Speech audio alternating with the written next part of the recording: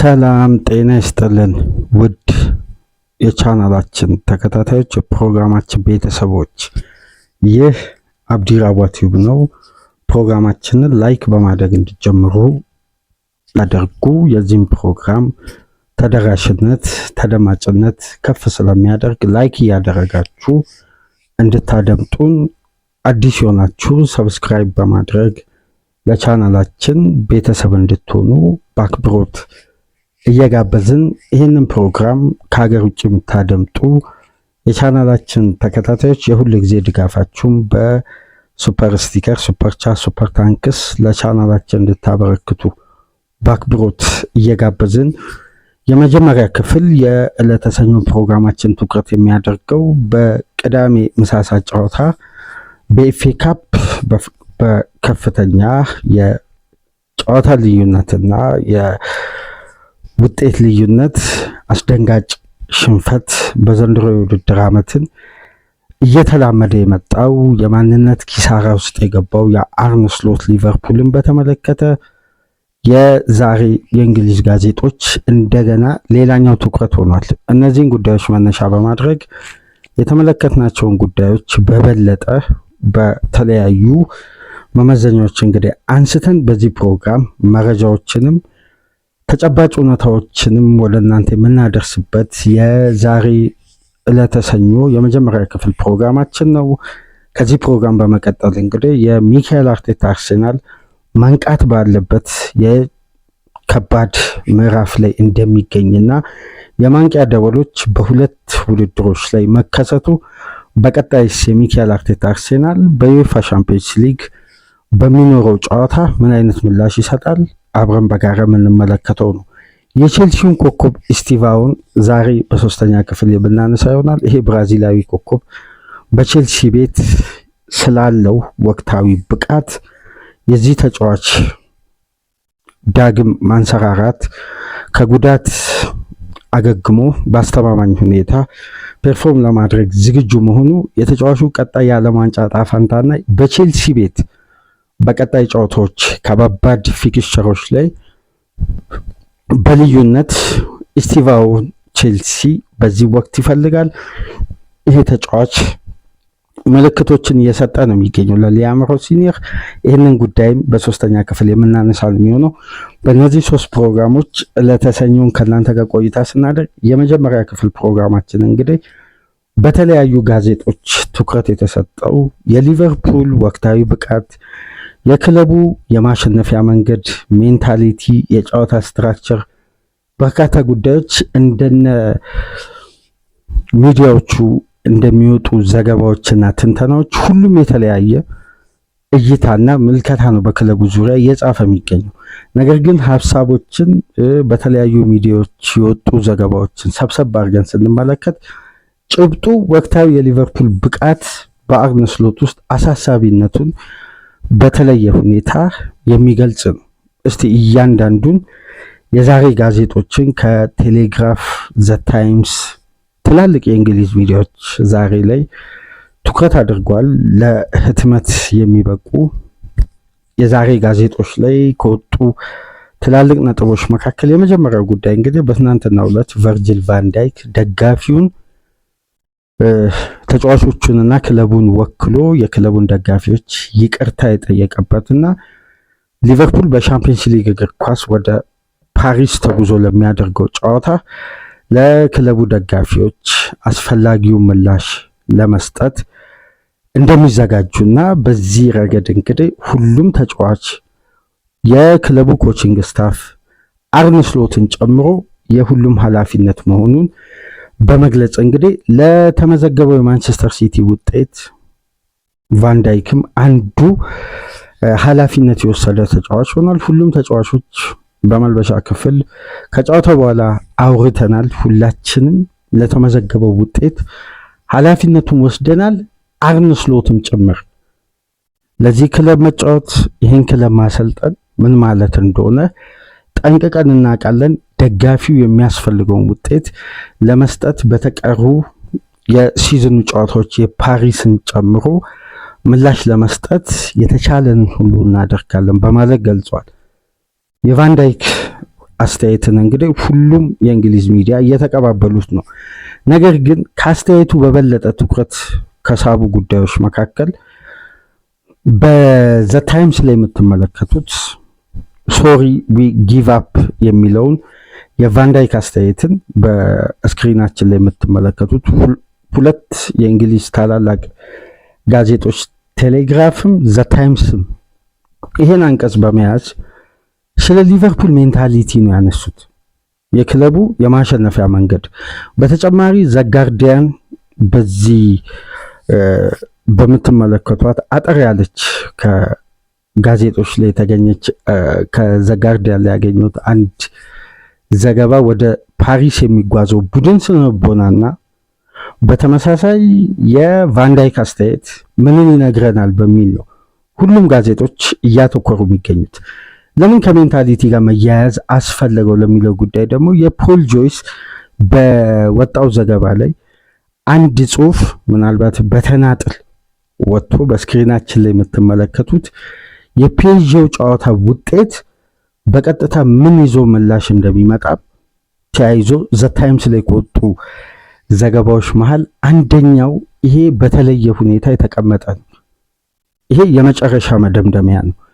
በተለይ አሁን ባለው የሊቨርፑል ወቅታዊ ሁኔታ አሰልጣኝ አርነ ስሎት በከፍተኛ ሁኔታ ከማንቸስተር ሲቲ ጨዋታ በኋላ በነበሩት 2 ቀናት አንድ ቀን ትናንት እሁድና እስከ ሰኞ ንጋት ይህን ፕሮግራም ወደ እናንተ እስከምናሰናዳበት በወጡ ሌተስት የመጨረሻ አፕዴቶች ከሆኑ ለፓሪስ ፍልሚያ ተጫዋቾችን የመምረጥ ተጫዋቾችን ለዛ ጨዋታ የማዘጋጀትና ሞመንተምን ለመመለስ የተጫዋቾችን ሜንታሊቲ ለማንቃት ከፍተኛ ችግር ውስጥና ውጥረት ውስጥ እንደገቡ ነው ከጨዋታውም በኋላ ዘ ታይምስ ላይ የወጣው አንዱ ዘገባ። ለዚህ ደግሞ በልዩነት ማሳያ የሆነው የሲነር ተጫዋቾች ፍላጎት ማጣት፣ የአዳዲስ ተጫዋቾች ደግሞ ለቅንጅት ካሉ ተጫዋቾች ጋር ያሳዩት ተጽዕኖና በሜዳ ውስጥ እንቅስቃሴ መለያየት። የአዳዲስ ተጫዋቾች ፍላጎት ሊኖር ይችላል። ታክቲካል አፕሮቹ የክለቡ ከቀድሞ ተጫዋቾች ጋር ተያያዥ ነው። በባህሪ የተጠበቀው የሊቨርፑልን አይደንቲቲ ሜዳ ውስጥ ፐርፎርም ለማድረግ ያሳዩት ንቃትና ጥንካሬ፣ እንደነዚህ አይነት ጉዳዮች በስፋት በጨዋታው ላይ መስተዋሉ ለአርነ ስሎት የፒኤስጂውን ጨዋታ የበለጠ ከባድ አድርጎታል። ቫንዳይክ በተቃራኒው ምላሽ ለመስጠት የተቻለንን ሁሉ እናደርጋለን እያለ ነው። ውስጥ አዋቂዎች ደግሞ ሜንታሊ ሊቨርፑል ስትራግል አድርጓል። አሁን ይሄንን ለመቀየር የተለየ ስፕሪት ይፈልጋል። መልበሻ ክፍል ውስጥ የተለየ ለውጥ፣ የተለየ ማነቃቃትን ክለቡ ይፈልጋል። አሁን ላይ ያለው ወቅታዊ የክለቡ ተጫዋቾችም የክለቡ አሰልጣኝ የገቡበት ውጥረት ከክለቡ የማሸነፊያ መንገድና የጨዋታ ዝግጁነት አኳያ ፍጹም የተለያየ ነው። መንገዶቹ ሰፍተዋል። ሊቨርፑል ታክቲካል አፕሮቹ የበለጠ በተጋጣሚ በቀላሉ ዶሚኔት የሚደረግ ቡድን ሆኗል። በመልበሻ ክፍል ያለው ደግሞ የተጫዋቾች ፍላጎትና ተነሳሽነት በአሰልጣኝ አርነ ስሎት ውስጥ ከጊዜ ወደ ጊዜ የተፈራው እየወረደ አሁን ተጫዋቾች ፍላጎት እያጡ ነው። አንደኛ ውስብስብ በሆነ የአሰልጣኝ የጨዋታ አፕሮች ተጫዋቾች ራሳቸውን አውጥቶ ለማሳየት መቸገራቸው ነው ይላል የቴሌግራፍ ዘገባ። ዘ ታይምስ ደግሞ ከአሰልጣኙ የሚቀርበው የታክቲክ መንገድ አብዛኛው ተጫዋቾችን እያስደሰተ አይደለም። አሁን ስለ ጨዋታ አቀራረብ በቀጥታ ከሊቨርፑል የጨዋታ ስታይል ብቻ ሳይሆን ሜንታሊቲ ጋር ተያያዥ ነው። አሁን የሊቨርፑል ሜንታሊቲ መውረዱን በተለያየ ቁጥሮች ከሚጠቁሙ ጉዳዮች መካከል ለምሳሌ ባለፉት ዓመታት በኤርገን ክሎፕም በአርነ ስሎት ውስጥ በነበረው የሊቨርፑል የውድድር ዓመት 48 ጨዋታ ላይ ደርሶ ቡድኑ ከ60 በላይ ግብ ሲያስተናግድ ከ2015-16 በኋላ ለመጀመሪያ ጊዜ ነው አንደኛ። በሁለተኛ ደረጃ ደግሞ ሊቨርፑል ከ2015-16 በኋላ በ48 ጨዋታዎች ወይም በሲዝኑ ባደረጋቸው ጨዋታዎች ውስጥ በሙሉ ሲዝን 15 ጨዋታ ተሸንፏል። አሁን በፕሪሚየር ሊግ ቀሪ ጨዋታ አለው። በደርሶ መልስ በሻምፒየንስ ሊግ እግር ኳስ 2 ጨዋታ ይጠብቁታል። እነዚህን ጨዋታዎች ስትደምሩትና የሊቨርፑል ወቅታዊ ብቃትን ስንመለከት ገና በ48 ጨዋታ ክለቡ 15 ጨዋታ በሲዝን ውስጥ ተሸንፏል።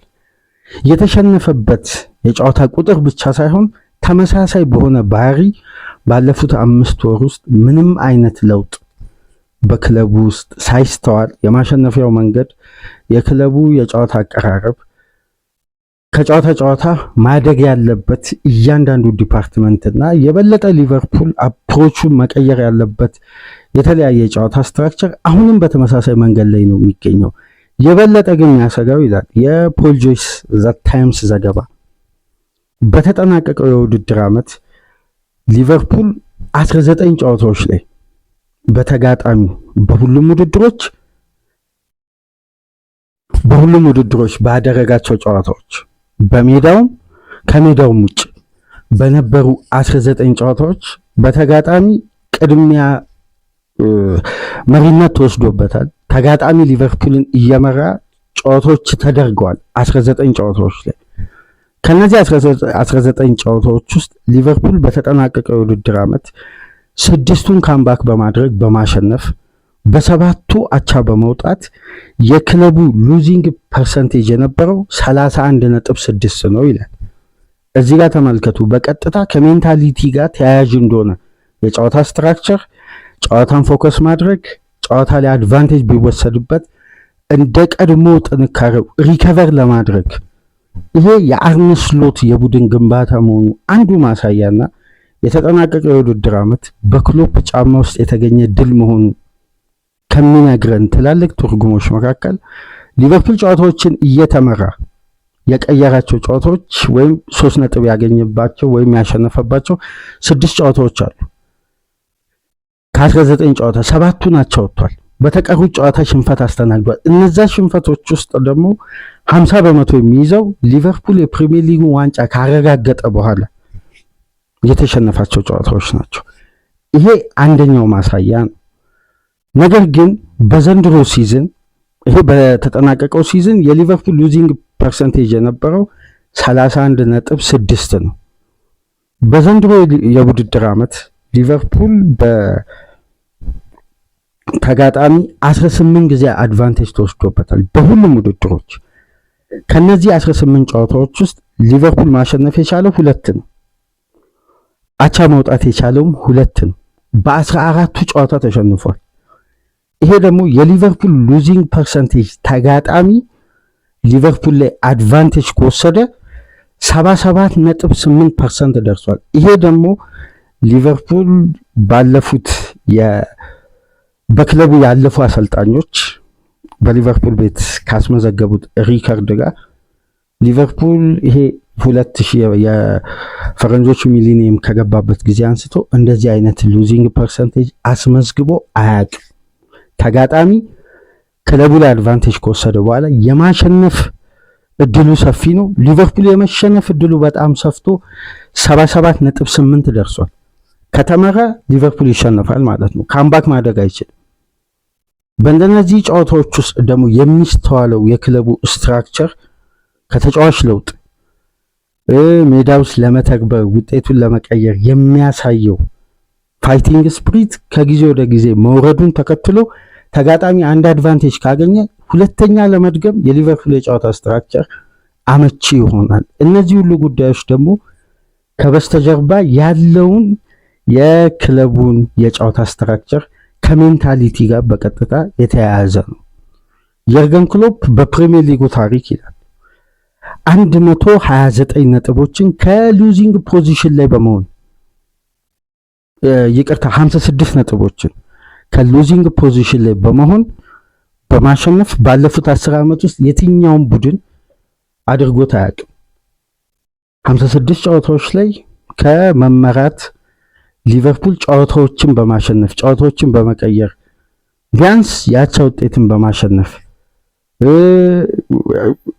የተመሩበትን ጨዋታ ባቻ ውጤት ማጠናቀቅ ሽንፈትን ለረጅም ጊዜ ይሄ ቡድን አዳፕት ለማድረግ በጣም የሚቸገር በቀላሉ የማይሸነፍ በአስቸጋሪ ወቅት እንኳን ሪከቨር ለማድረግ መብቴዎቹ በእጁ ነው ያሉት። አሁን የሊቨርፑል የመብቴ ጉዳይ ከአሰልጣኙ የዘለለ ይመስላል።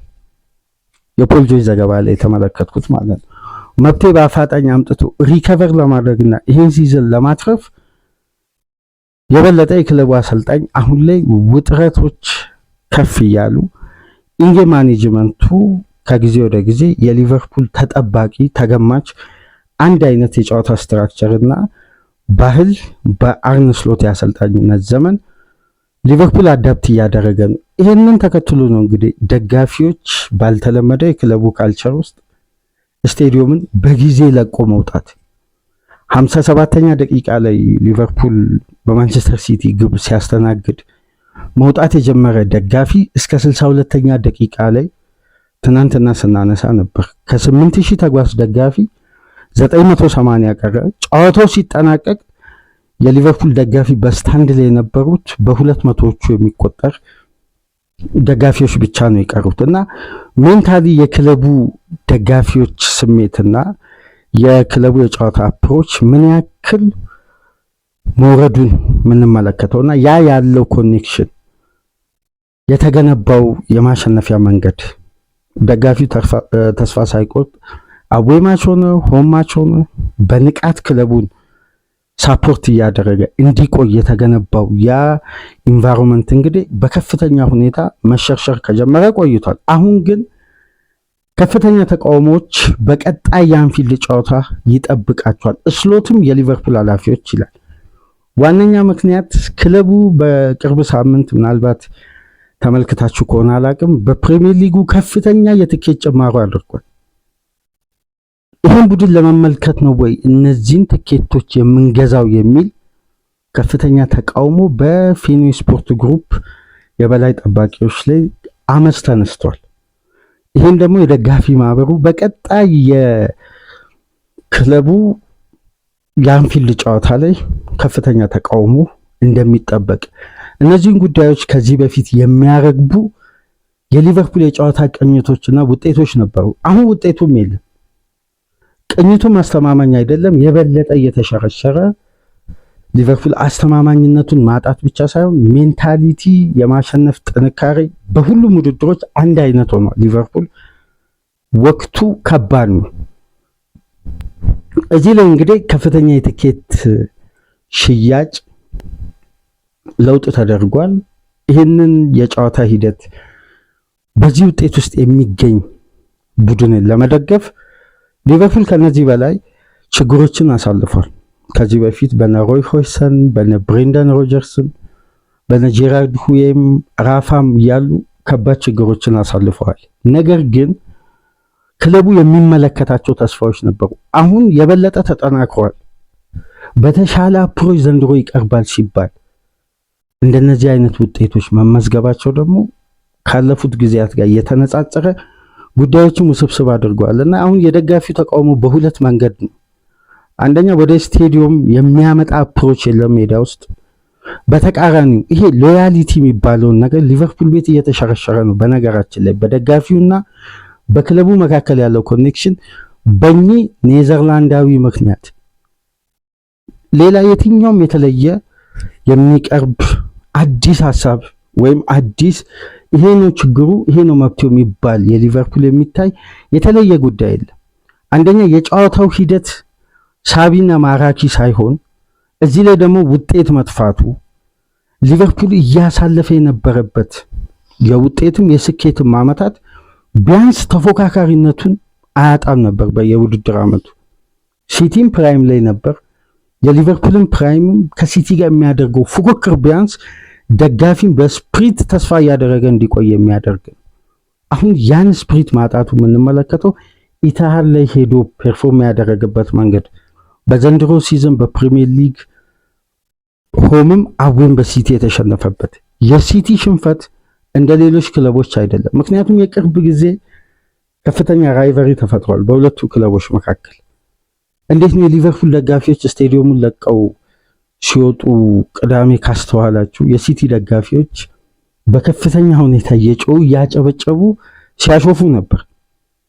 የሊቨርፑል ደጋፊዎች በዚህ ደረጃ በባለሜዳ ክለብም በተቃራኒው ሆም ጨዋታ ላይ ክለቡ ነጥብ በሚጥልበት ጨዋታ በአዌ ደጋፊዎች በእንዲህ መልኩ ሲፌዝበት ከተመለከትን ሰንበትበት ብለናል።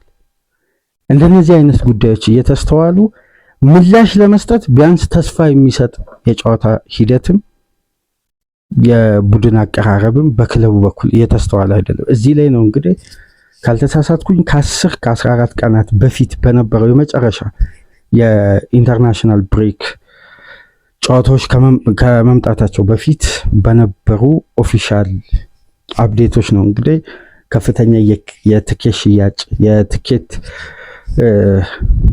ጭማሮ መደረጉን የተገለጸውና ይሄ እንደዚህ በክለቡ ዙሪያ ከፍተኛ ተቃውሞም ትችትም እንደውም ትናንት ምሽት ከተመለከታችሁ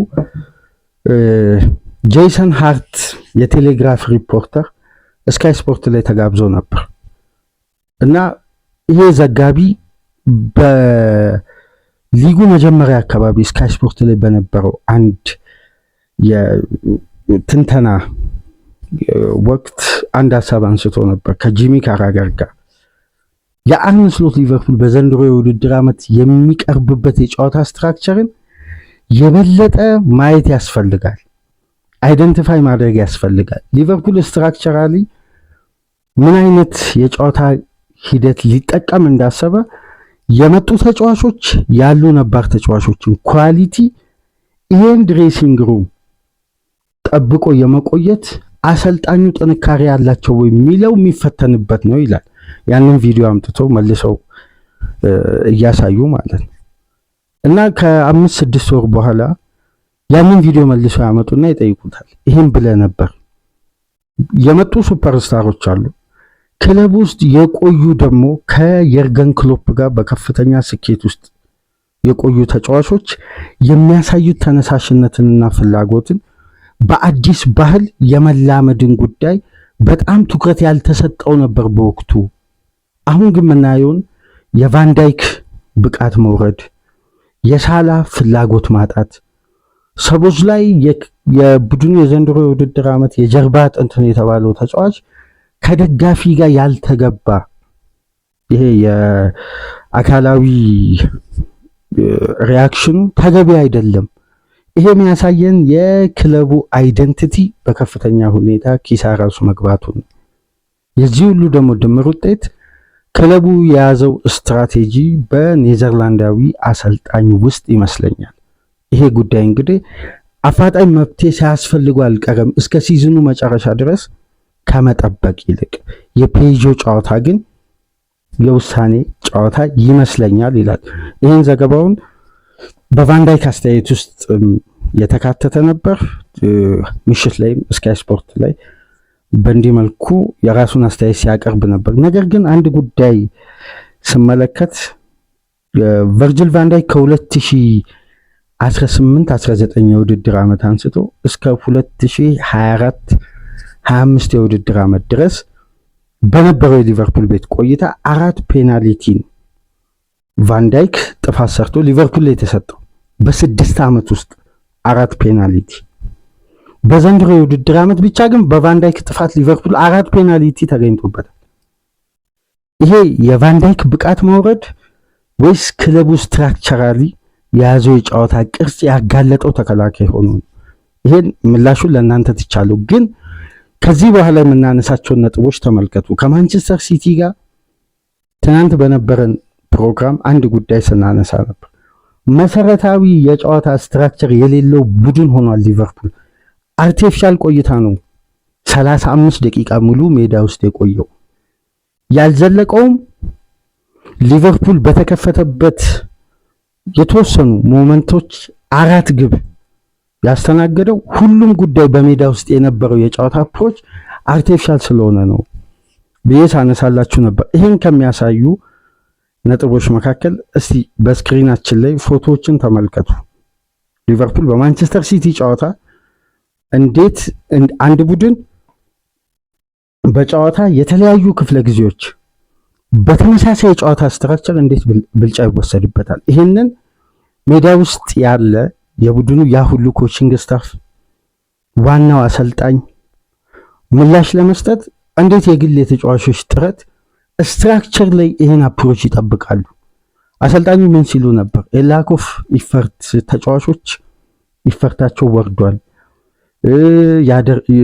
ዝግጁነታቸው በቂ አልነበረም እያሉ የበለጠ ጉዳዩን ተጫዋቾች ላይ ማላከክ ጀመሩ። ይሄ የስትራክቸር ጉዳይ ነው። የግል የተጫዋቾች ፍላጎትን ማጣት፣ ሜንታሊቲም ዝግጁ አለመሆን፣ እነዚህ ጉዳዮች አይደሉም። አርቲፊሻል የነበሩ 35 ደቂቃ ስለነበሩ ተመልከቱ። ሊቨርፑል በእያንዳንዱ የጨዋታ ደቂቃ ውስጥ በአንድ ትርፍ ተጫዋች ሜዳ ውስጥ ይበለጣል። ይህም ባላንስ ለማድረግ የተወሰደው እርምት ሳንመለከት ነው ጨዋታው የተጠናቀቀው። የሰው ለውጥ ለአንድ ቡድን ከሚፈጥረው አድቫንቴጅ መካከል ቢያንስ በቅኝቱ ስህተት ካለ፣ የሚያስፈልግ እርምት ካለ በተጫዋቾች ለውጥ እነዚህ ጉዳዮች ይታረማሉ። አሁን ለውጦቹም አንድ አይነት ነው፣ ተጠባቂ ነው። ተቀይሮ ገብተው ምን ሊያደርጉ እንደሚችሉና ስትራክቸራሊ ለውጥ ሳይሆን የሰው ለውጥ ማድረግ፣ አዲስ ጉልበት ወደ ሜዳ ገባ። መብቴው ግን ጠባብ ነው። ምክንያቱም ተጋጣሚ ስለሚያውቀው ሊቨርፑል የሚገመት ቡድን መሆኑ። የመጀመሪያው ጉዳይ የፔፕ ጋርዲዮላ ማንቸስተር ሲቲ ተመልከቱ ፎቶዎችን በደንብ በሁለቱም 45 3-1-3-3 ስትራክቸርን የያዘው በሁለቱም አጋማሽ። አንድ ቡድን እንዴት ነው የተጋጣሚን ስትራክቸር አዳፕት ለማድረግ በዚህ ደረጃ ግዙፍ ጨዋታ ላይ የአዳፕት ኦርጋናይዜሽኑ እንደዚህ ወርዶ ሊስተዋል የሚችለው? ሲቲ በእያንዳንዱ የጨዋታ ፌዝ ላይ አንድ ትርፍ ተጫዋች በማድረግ 2-1፣ 3-2፣ 4-3፣ 5-4 እያንዳንዱን ፌዝ ዶሚኔት ያደርጋል። ይህን እንግዲህ በጨዋታ ላይ የተመለከትነው ስትራክቸር ነው። በእያንዳንዱ የጨዋታ ቢልድ አፕ ላይ ሲቲ የዲያመንድ ቅርጽ የያዘ 3 ተጫዋች አንድ ትርፍ ከሊቨርፑል ፕሬሲንግ ጀርባ ከተከላካዮቹ ከሊቨርፑል ፕረስ ከሚያደርጉ 3 ተጫዋቾች ማን ቱ ማን ፕረስ ሲያደርጉ አንዱ ፈንጠር እያለ እንዴት የሊቨርፑልን ፕሬሲንግ በቀላል እንደሚያልፉና የሊቨርፑል ፕሬሲንግ አግሬሲቭሊ እንዳልሆነ የምንመለከተው በእያንዳንዱ ፓስ ሲኩዌንስ እና የሲቲ የሽግግር እንቅስቃሴ ውስጥ ሊቨርፑል ከታለፈ በኋላ ለአደጋዎች ክፍት ነው። ተመሳሳይ ስትራክቸር ተመልከቱ። የመጀመሪያም 45 ሁለተኛ 45። የሚያስገርመው ነገር ሲቲ ካስቆጠራቸው ግቦች ሶስቱም የኦፕን ፕሌይ ስትራክቸር የጀመረው ቢልድ አፑ በእነዚህ ፖዚሽን እንዴት ምላሽ ለመስጠት እንደከበደ እንግዲህ የአሰልጣኙን ኳሊቲ ነው የሚያሳየው። እያንዳንዱን በመጀመሪያ 45 በሁለተኛ 45 ሲቲ በዚህ ስትራክቸር ቢልድ አፕ ሊቨርፑልን በቀላሉ ኤክስፕሎት እያደረገ ያልፋል። 35 ደቂቃ ውስጥ የነበረው ስትራክቸር ዘላቂ ቢሆን ሊቨርፑል የያዘው የጨዋታ ሂደትና የዚህ ጨዋታ ዝግጁነት ቢሆን የተጫዋቾች ይፈርት አይደለም። ሲቲ ታክቲካሊ በቀላሉ ዶሚኔት ያደረገው በቀላሉ ምላሽ ለመስጠት የፔፕን ጭንቀት፣ ውጥረት ምላሽ ለመስጠት ይሄ የተለያየ ኦርጋናይዜሽኖቹ መፈተሽ አይደለም። በቸርኪና በበርናንዶ ሲልቫ ሜዳ ውስጥ ያለ ኳስ በመሮጥ የሊቨርፑል የያዙትን የፖዚሽን ስትራክቸርን በቀላሉ እያስከፈቱ በፈለጉበት ፖዚሽን ላይ ኳስን እየተቀበሉ አንደኛ ፓስ ብሎኪንግ የሌለው ቡድን የተጫዋቾችን ሩጫ ተከትሎ ምላሽ ለመስጠት የተቸገረ የማን ማርኪንግ አንድ ተጫዋች በፖዚሽኑ ላይ አደጋ ሲመጣ ሊያደርግ የሚችለው ማን ማርኪንግ፣ ብሎክ፣ ሹት ብሎክ ማድረግና የዱዌል ትሪቲው ማሳደግ ነው። እነዚህ 3 ጉዳዮች የእግር ኳስ መሰረታዊ በተለይ የዘመናዊ እግር ኳስ መሰረታዊ የጨዋታ እንቅስቃሴ ናቸው። በእነዚህ 3 ጉዳዮች ሊቨርፑል ተዳክሟል። የተጫዋቾች ኢፈርት መዳከም ሳይሆን ሊቨርፑል ታክቲካሊ የያዘው ስትራክቸር ያጋለጠው ጨዋታ ነው። የመጀመሪያውን 45 ሲቲ በ4-3 ቢልድ አፕ እንዴት የመጀመሪያዋን ፍጹም ቅጣት ምት ያገኘበት ቢልድ አፕ የምትመለከቱት የማርክ ጌሂ፣ ኩሳኖቭ እና ማቲያስ ኑኔዝ የቆሙበትን ስትራክቸር ተመልከቱና ሳላ ዊትዘና ኤኬቲኬ እነዚህን ተጫዋቾች በቀጥታ ፕረስ አድርገዋል። 3-3 ያ የስፔስ ማርኪንግ ተፈጻሚ ሆኗል።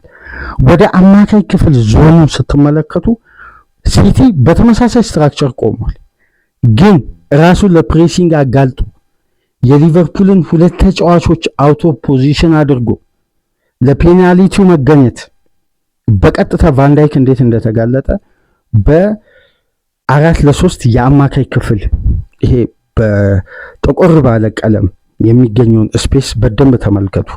ራያን ግራቨንበርክ ከኮርቲስ ጆንስ ጋር ያለውን ፖዚሽን፣ ራያን ቸርኪን፣ ሮድሪን፣ በርናንዶ ሲልቫና ኒኮ ራይሊ እንዴት አራቱ በሶስት ተጫዋቾች ፕረስ ሲደረጉ የሊቨርፑል ስትራክቸር 4-3-3 ነው። በዛው ስትራክቸር ላይ ነው ያለው።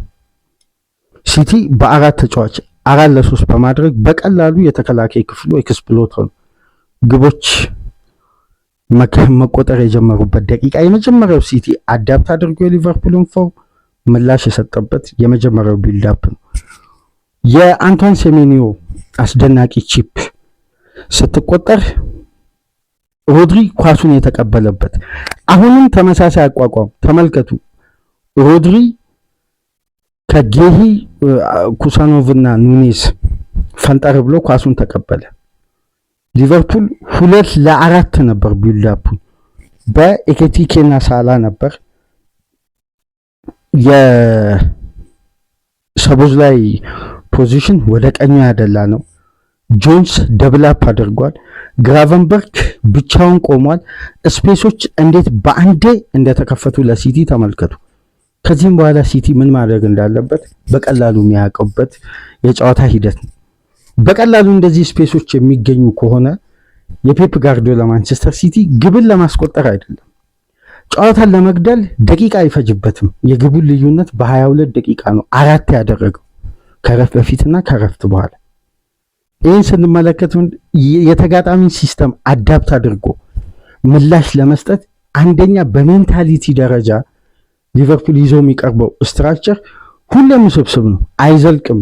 በዚህ ሲስተም ግብ አስቆጠረ፣ ያ ሲስተም አይዘልቅም። የተጫዋቾች ቴክኒካል አፕሮች ነው ጨዋታን የሚገለው። በተደጋጋሚ የምናነሳው አንድ ቡድን ስትራክቸራሊ የጨዋታን ሂደት ከገነባ የፈለገ ተጋጣሚ ይሁን በዛ የጨዋታ መንገድ ማሸነፍ፣ ምላሽ መስጠት ወይም ቻንሶችን ክሬት ማድረግ ተደጋጋሚ ጥረቱ ይስተዋላል። ግን የሊቨርፑል መሰረታዊ የጨዋታ ሂደት ባለፉት ጊዜያት አለመስተዋሉ የምንመለከተው በቀጥታ ሊቨርፑል ምላሽ ለመስጠት የሚመርጠው የጨዋታ መንገድ አንደኛ ኦርጋናይዝድ የሆነ አይደለም። ለዛ ነው አንድ ግብ ካስተናገደ በኋላ ለሁለተኛው ግብ ለሁለተኛ ሙከራ ለቢግ ቻንስ በጣም ይበረገዳል።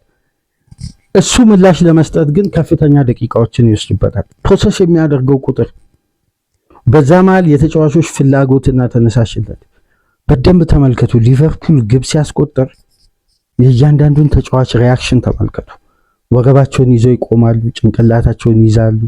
ፊታቸው ላይ በቀጥታ የመዳከም ይሄ የመሰላቸት፣ የማዘን፣ የመደንገጥ ሁኔታ ውስጥ ይሄ ሊቨርፑል ሜንታሊቲ ውስጥ የሌለ ከዚህ በፊት ሊቨርፑል በጎዶሎ ሆኖ ተነሳሽነቱን የአእምሮ ዝግጁ ይሄ ሜንታል ጥንካሬው በግልጽ ከጨዋታ ሪትም ጋር ስለተያያዘ ምላሽ ለመስጠት ወዲያው ፈጣን የጨዋታ ሂደት ነው የሚጀምረው። ሊቨርፑል በኬዎስ ውስጥ ኮንትሮል ማድረግ የሚችል አሁን ሊቨርፑል በከፍተኛ ኢነርጂ የመጫወቱ ጉዳይ መቅረቱ አይደለም፣ ኮንትሮል የሚያደርግበትም ሂደት ሲቲም በኳስ ቁጥጥር ሊበልጠው ይችላል። ግን 0.7 ነው ኤክስፔክትድ ግብ ክሬት ያደረገው። በትላልቅ ጨዋታዎች በዘንድሮ የውድድር ዓመት ሊቨርፑል ከፍተኛ መዳከምና የውጤት ማሽቆልቆል እያሳየ ነው። በማንቸስተር ዩናይትድ በአንፊልድ ተሸነፈ ከ10 ዓመት በኋላ። በማንቸስተር ሲቲ በአንፊልድ ተሸነፈ። ከቼልሲ ጋር አዌ ማች ሽንፈት አስተናገደ። እነዚህን ጉዳዮች ስንመለከት ባለፉት ዓመታት የነበረው የሊቨርፑል የትላልቅ ጨዋታዎች ጥንካሬና የዘንድሮ የውድድር ዓመት ፍጹም የተለያየ ነው። አሁን በፓሪስ ይሄን ሁሉ መስቀልቅል ይዘው ነው ስሎት የሚሄዱት። ፒኤስጂ እንደ ማንቸስተር ሲቲ አይደለም። ብልጫ ይወስዳል። በተደጋጋሚ ጥረት አይደለም ግን የሚያስቆጥረው የተገኙትን አጋጣሚዎች በመግደል ባህሪ አዳፕት ያደረገ ቡድን ነው። የአርነ ስሎት ቡድን ምን አይነት ምላሽ ፓርክ ዲ ፍራንስ ላይ ይሰጣል አብረን በጋራ ነው የምናየው። ግን የፓሪሱ ፍልሚያ ለስሎት ከባዱን ፈተና የበለጠ የሚያከብድ ከፊት ለፊት አሁን ላይ ባሉ ሁኔታዎች ከፊት ለፊት ያለው ጉዳይ አደጋ እንደሆነ ነው የሚያሳዩት አብዛኛው ጉዳዮች። ይህን ጉዳይ እንግዲህ እንዴት ይወጡታል? በፓሪሱ ጨዋታ ምላሽ ይሰጣሉ ወይ? በፓርክ ዲ ፍራንስ መፈተናቸው አይቀርም። ውጤቱ ግን በየትኛው መመዘኛ ይሁን የሚመጣው ውጤት በቀጥታ ወደ ውሳኔ ሊወስድም እንደሚችል ተያይዞ የወጣ ዘገባ ነው። በአጠቃላይ ግን ሊቨርፑል የማንነት ኪሳራ በከፍተኛ ሁኔታ በኔዘርላንዳዊ አሰልጣኝ ስር እየተስተዋለ በዘንድሮ የውድድር ዓመት በተመሳሳይ ሀሳብ በተለያዩ ውጤቶች ክለቡ የሚሸነፍበትን አፕሮች እንግዲህ በተደጋጋሚ እየመጣን አንድ አይነት ሀሳብ ሊመስል ይችላል። ነገር ግን በጨዋታ የሚሸነፍበት መንገድ መጀመሪያ የቆሙ ኳሶች ጥንካሬ ተባለ፣ ከዛም በኋላ ሰከንድ ቦልና ኦቨርሎድ ተባለ። አሁን ደግሞ የስትራክቸር ችግር እንደሆነ ደግሞ እየተነገረ መጀመሪያ ስናነሳ የነበረው ሊቨርፑል ራሱ ለሃይ ፕሬስ ተጋላጭ አድርጓል። ቢልድ አፑን ካላስተካከለ ሊቨርፑል አደጋ ውስጥ ነው አለ። ከዛን ተጋጣሚ ኦቨርሎድ የዘንድሮ የፕሪሚየር ሊግ አንዱ የጨዋታ ስታይል የሆነው አንድ ፖዚሽን ላይ አየር ላይ ኳስ ይጣላል። ያኛውን ኳስ በአየር ላይ ሁለቱ ሴንተር ባኮች ሲያሸንፉ ሰከንድ ቦሉን አማካይ ያሸንፉ፣ የተጋጣሚ ኦቨርሎድ ያሸንፋል። ሊቨርፑል በቀላሉ ግብ ያስተናግዳል፣ አደጋ ይፈጠርበታል። ሰከንድ ቦልና ኦቨርሎድ የመጀመሪያ ዙር የሊቨርፑል ክፍተት ነበር ሴት ፒሱን ጨምሮ። ሁለተኛ ዙር ላይ የበለጠ ኳስን በመቆጣጠርና ሙከራ የሌለው አሰልቺ ኳስ በማሳየት በ70% ፖዚሽን አንድ ሙከራ ኢላማውን የጠበቀ የሚያደርግ ቡድን ሆኖ የአቻ ውጤቶች ተደረደሩ። በዚህ መሃል ፕሮግረሶች አሉ ተባለ። አሁን ደግሞ ሊቨርፑል ስትራክቸራሊ በቀላሉ በትላልቅ ክለቦች የሚታለፍ የኦርጋናይዜሽን ችግር ሆምና አዌይ ማቹ እንግዲህ ሜንታሊ ዝግጁ ያልሆነ ቡድን በከባድ ፈተና ውስጥ ነው የሚገኙት። በቀጣይ ግን የፓሪሱ ጨዋታ ለሁሉም ነገር መደምደሚያ ይሆናል ተብሎ ይጠበቃል። እስቲ የፓሪሱን ጨዋታ በምን አይነት መንገድ ይወጡታል?